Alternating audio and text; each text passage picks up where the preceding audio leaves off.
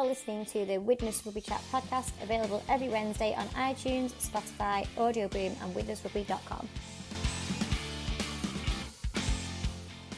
On this week's show, I catch up with Logan Tomkins after the defeat to London Broncos. I look ahead to the Challenge Cup game against Oldham.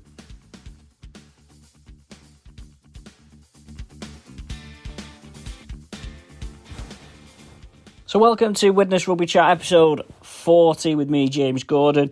Thanks for all your comments, etc. from last week. Just coming up a bit later in the show, got Logan Tomkins, who I caught up with following the defeat to London. We'll start there, we'll talk about that game. Widnes soundly beaten by London Broncos, a bit of a wake-up call maybe for Widnes' situation. As you'll hear from Logan, I think not so much a reality check, but certainly a realisation maybe that where Widnes need to be. I thought that London managed the game really well. The conditions were difficult. The wind obviously played its part, and I think London's game management was a lot better than Widnes's. They turned Widnes around close to the Widnes line on pretty much every occasion. If there was hardly any kicks in goal. I don't think the ball went dead once in goal in the entire match. So I thought Matty Fozzard, who's actually a Widnes lad, I thought he was excellent. It's the first time I've really seen him take a game like that and run it. Normally playing at hooker, but played it at stand-up in the game. And Corey Aston as well had a really good game. To be honest, Widnes were never really in the game. I think it started off, London started dominantly and Widnes just couldn't get out. In hindsight, maybe Widnes shouldn't have taken the early penalty goal. I think at the time you thought, maybe they've just done that to settle the nerves a little bit, but in hindsight, which of course is a wonderful thing, maybe they should have used that opportunity to get some field position and just have a look at the London line and just have a break from being at their own end. Of course, that 2-0 lead didn't last very long. Jack Owens dropped a kick, or I didn't quite see what happened. Other people may have seen it better than me, but the ball came loose out of a kick, and off the back of that, Josh Walters scored.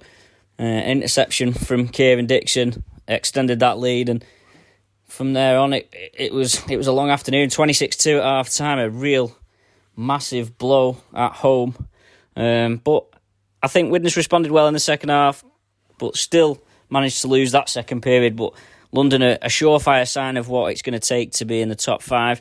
I was disappointed a little bit with some of the comments or some of the reaction regarding Declan Patton and Leilani Latu, who came off the bench.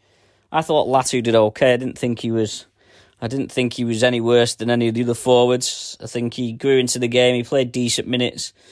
Suffered a concussion as well, which has ruled him out of playing for Warrington this week. I believe he was being lined up to be in the squad against Toronto, but is unable. Patton was a bit of a different story. I don't think he did anything of note. I think it was a prime example of why you don't want halfbacks on dual registration, because it's very difficult for them to bed in. Clearly, Widnes were hampered by Danny Craven's injury, and again, it'd be interesting to see whether his pattern is used again in the future, or whether they'll maybe decide to chuck Joe Lyons in there. I've seen a few comments too about the interchanges. We've seen similar interchanges in all 3 matches so far, where Joe Edge and Joe Lyons basically sit on the bench for the first 60 minutes, and then Joe Lyons comes on to give Logan Tomkins a rest, and Jack Owens ends up going in at hooker, and then Joe Edge seems to come on for whoever needs a rest, and I'm not quite sure they've decided where Edge is going to be playing, but I think it's interesting to see. You don't often see structured substitutions like that in the modern game, because it's on-off all the time, and part of me wonders whether Widnes are suffering a little bit with the forward pack. There's not got a great deal of middles or front rowers capable to throw in there, but maybe you wonder if maybe Jay Chappell was fit, for instance, whether he'd be in for Edge, and you'd maybe get a little bit more out of the forward pack, which is well and truly overrun by London at the weekend. But I think as much as it is a bit of a wake-up call, and it was a disappointing defeat and a disappointing performance, it's not the end of the world. London are a full-time team. They just got relegated from Super League. They won 10 games in Super League last season, which is only 4 fewer than Widnes managed in the Championship. So I think if you were going to lose a home game, early on in the season it would be to the Broncos. So, I'd like to hope that people aren't going to get too caught up in the hysteria around the defeat. Obviously, we always get hysteria around the defeat. Doesn't mean Widnes are going to get relegated. It doesn't mean that Widnes aren't going to be capable of competing in the top 5, in my opinion. It's just one of those things. So, as I say, as I dodged the deluge after the game on Sunday, I caught up with Logan Tomkins. Here's what he had to say. Yeah, definitely. We was going to use this week as a bit of a gauge to see where we're at, because no disrespect to the teams we've played, they're probably not the top table teams that we're looking to compete with. We've really let ourselves down. There's a few technical things that we've done, but other than that we've done wrong. But other than that, it was probably just a bit of, I won't say a lack of enthusiasm, but probably a lack of using our brains probably. So. And then it just sort of snowballs. I think we had a bit of similar possession in the first half, but you want to know that we was defending too wide around the ruck, which gave them a bit of a step forward, and then they just played smart. They put us in a corner and kept us there, so it was really disappointing. And we've had a bit of a chat now, but we can't talk too much about it straight away, because we need to have a day off, look at everything thoroughly, and come back, and we'll probably have an honest meeting on Tuesday. We need to be honest with ourselves and each other, really, just how to get better. But we're not going to, don't write us off. We'll learn from it, and we'll come back stronger. Like you say, they were turning you over pretty close to your line every time in that first half. It must have been really hard to get. You struggling to get any sort of field position. Yeah, they played the conditions really well. Put us in our bottom right corner, and we just couldn't get out. There was tightening up at A, B, C, D, E, and you can't really throw long balls in your own try line, and they just played it really well. So. They got the game plan spot on, and we didn't really cope with it. But it's a learning curve. You can't win every game, can you? And it's going to take a defeat like that for us to realise that if we don't turn up 100% in this league, we will get turned over. Whether it's a lower league team or a top table team, if you don't turn up 100% individually, you will get beat. What was the win like? Did you feel like you were playing into the wind in the first half, and was it as strong in your favour in the second half as you thought it might be?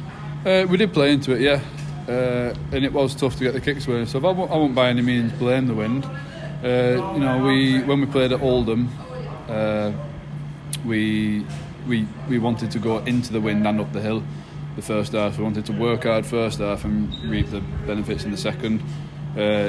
But yeah, so we did go against the wind, and it is a factor in your ball handling and your kicking and stuff. But I'm not saying if we had the win first half we'd have won the game, because we was miles off today. We was probably playing about 50% than what we should be. So the conditions were hard, and we've had 2 storms in 2 weeks. Hopefully, if all these storms go away, we might be okay. What was Tim like at half time? Did he lay into you? He's a hairdryer treatment kind of coach. Oh, he's a good coach, Tim, because he doesn't have to lose his rag for you to know that he's being serious with you.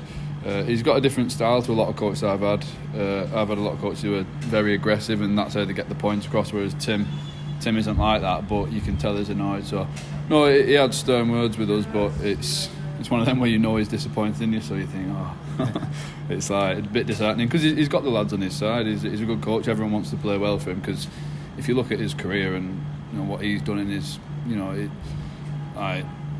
you feel privileged to be coached by him, and you don't want to disappoint him, and he knows that he knows how to get the best from the lads, and it's not always kicking doors in and screaming in people's faces, but yeah, he gives a few stern words. How do you come out at 26-2 down? Is it just a case of trying to win that second half? Was that the first sort of objective?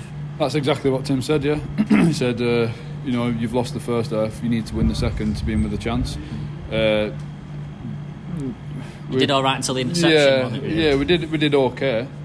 But by first half standards, anything would have been better than that. So it's all right to say we did okay, but we didn't play well in the second half. But that's exactly what Tim said. What you hit it bang on the head. He just said you need to win the second half to be in with a chance. And we played a little bit better, but it was nowhere near today. It wasn't firing on all cylinders. So we're going to regroup, do a bit of video, do what we need to do in the week, and we'll be ready to go next week. How are you finding it, the adaptation from full-time to part-time? It's good. It's more difficult because I'm working now, so Sorry, mate. So I'm working all day and training at night.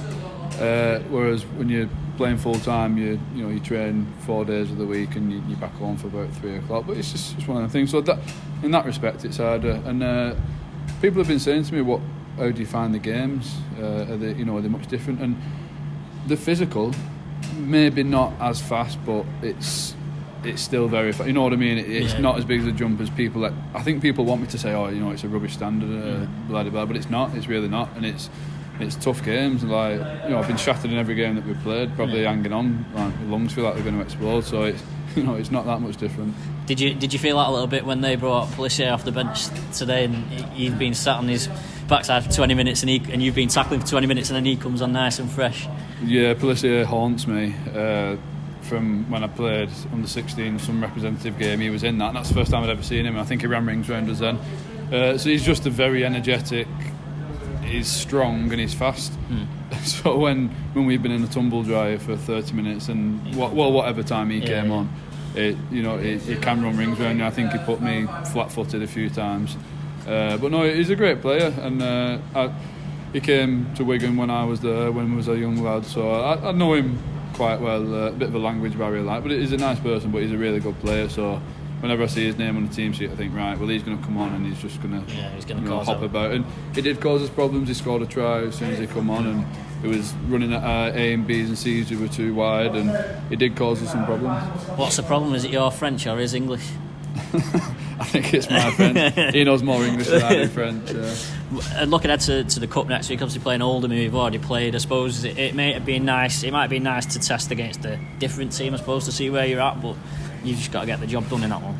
Yeah, Tim's already said to us, do not overlook Oldham because we beat them once. He said, I won't say threatened, but he's given us a warning that we can't be complacent with Oldham because we beat them once. It's a cup game. Anything happens in cup games, isn't it? It's we've all watched loads of cup games now where teams turn up and the other one doesn't, like irrespective of who's the underdog or whatever. So we've got a lot of things to put right, and it's going to be a good game for us to concentrate on what we need to do.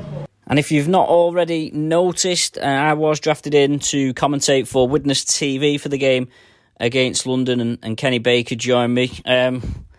It wasn't a great first game, to be fair, to commentate on due to the nature of it, but an enjoyable sort of experience, and hopefully one that people will see develop over the course of the season. And hopefully a few more players will come on as well, and definitely WidnesTV well worth the subscription to watch the games. Maybe not that one so much, but certainly the other ones. Looking ahead then to this weekend, it's a Challenge Cup weekend, and Oldham are the visitors to the DCBL Stadium, we're calling it now, on Sunday. Obviously already played Oldham, a routine win in that opening game, 36-6, I'm sure. In some ways you maybe would have liked to have played someone different because it would give you a little bit of a measure of where you're at a bit more accurately, but a must-win game, it has to be said, for Widnes, and I do expect them to win relatively comfortably, but to get through to that next round of the Challenge Cup is important, and then you never know. You would imagine that if Widnes were to draw one of the Super League teams at home in the next round, of course the 4 Super League teams, Toronto, Huddersfield, Hull, Carr and Wakefield, coming in the next round. If Widnes were to get one of them, that would be one of the games that maybe people look at as a little bit of an upset. We can't get Toronto away. All of Toronto's games in the Challenge Cup will be in the UK. They'll be reversed basically to, if Toronto are drawn at home, it'll be reversed to the away team as well.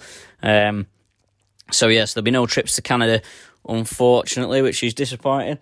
Maybe because last year's planned trip got moved to Newcastle as well, of course. So Challenge Cup to look forward to, and then the coming weeks coming up.